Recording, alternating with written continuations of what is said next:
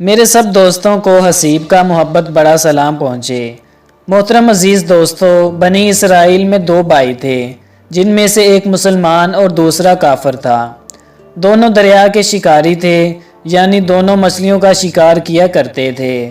کافر بت کو سجدہ کرتا، مگر جب مچھلیوں کے لیے دریا میں جال ڈالتا تو اس قدر مچھلیاں آ جاتی کہ ان کو کھینچنا مشکل ہو جاتا، مگر مسلمان کے جال میں صرف ایک مچھلی آتی اور اسی پر صبر کے ساتھ اللہ کا شکر ادا کرتا۔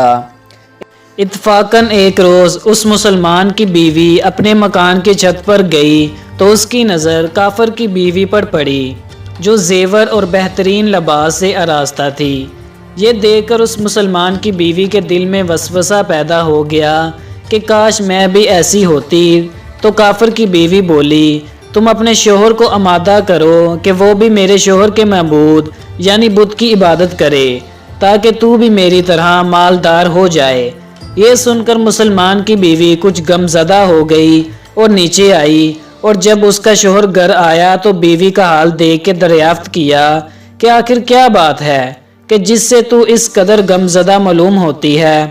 اس کی بیوی کہنے لگی، بس میاں، یا تو مجھے طلاق دے دو یا پھر اپنے بھائی کے معبود کے پرستش اختیار کرو۔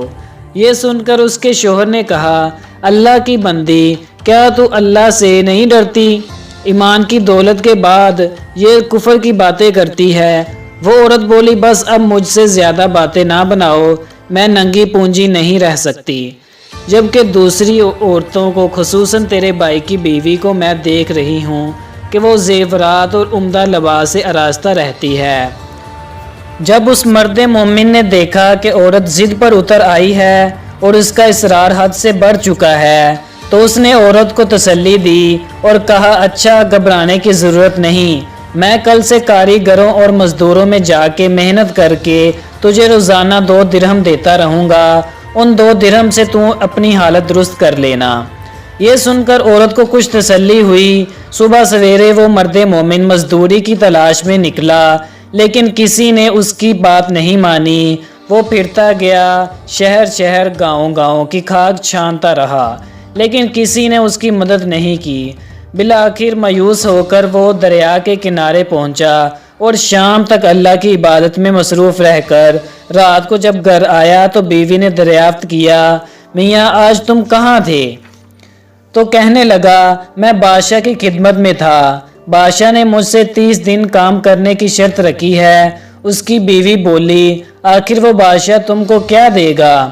تو اس نے جواب دیا، میرا بادشاہ بڑا کریم ہے اور اس کے خزانے مال و دولت سے بڑے پڑے ہیں، وہ مجھے وہ دے گا جو میں چاہوں گا۔ چنانچہ اسی طرح وہ اپنے معبود حق کی عبادت میں مصروف رہا۔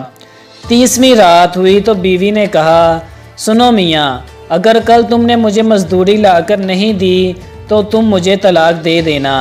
یہ سن کر اسے اس قدر پریشانی لاحق ہو گئی تو 30ویں صبح اس نے ایک یہودی سے کہا، کیا تم مجھے مزدوری پر لگا لو گے؟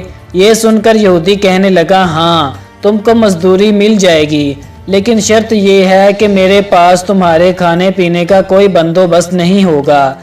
چنانچہ وہ مرد مومن روزے کی نیت کر کے یہودی کے ساتھ کام پر لگ گیا۔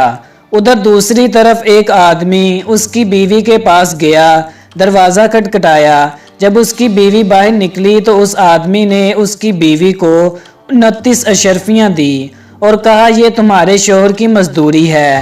تمہارا شوہر 29 دن سے بادشاہ کے کام میں تھا، یہاں تک کہ تمہارے شوہر نے بادشاہ کو چھوڑ دیا۔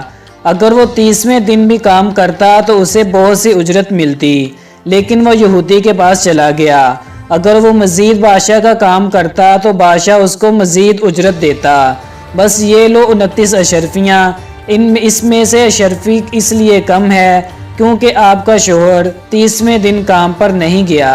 چنانچہ وہ عورت ان میں سے ایک اشرفی لے کر بازار گئی۔ سرنار نے جب اشرفی دیکھی تو 1000 درہم اس کی قیمت اس عورت کو دے دی۔ جب شام کو وہ آدمی گھر آیا تو عورت نے اسے دریافت کیا، آج تم کہاں تھے؟ تو اس نے جواب دیا، آج میں ایک یہودی کے ساتھ کام پر تھا۔ اس کی بیوی نے کہا، آخر بادشاہ کی خدمت ترک کر کے تم دوسرے کی خدمت کیوں کرتے ہو؟ پھر اپنے شوہر کو اشرفیوں والا واقعہ سنایا، جس کو سن کر وہ مرد مومن روتا روتا بے ہوش ہو گیا۔ جب اس کو ہوش آیا تو کہنے لگا، افسوس کہ میں نے دو جہاں کے بادشاہ کا حق اپنے اوپر لازم قرار نہ دیا۔ اس کے بعد اس آدمی نے عورت کو چھوڑ دیا اور پہاڑوں پر چلا گیا، جہاں اللہ تعالیٰ کی عبادت میں مصروف رہ کر بقیہ زندگی گزار دی، اور وہیں اس کا انتقال ہو گیا۔ محترم عزیز دوستو، اللہ کے خزانوں میں کوئی کمی نہیں ہے، وہ بندوں کو اس کی عبادت کا صلہ ضرور دیتا ہے۔ اگر چلیں بعض دفعہ کسی حکمت کی بنا پر اس کے ہاں دیر ہو جاتی ہے، لیکن اندھیر پھر بھی نہیں ہوتا، وہ اپنے بندوں کو ضرور دیتا ہے۔ اللہ تعالی ہم سب کو صبر و شکر کے ساتھ زندگی گزارنے کی توفیق عطا فرمائے، آمین۔ دوستو، اگر ویڈیو پسند آئے تو چینل کو سبسکرائب کریں اور ویڈیو کو لائک ضرور کریں۔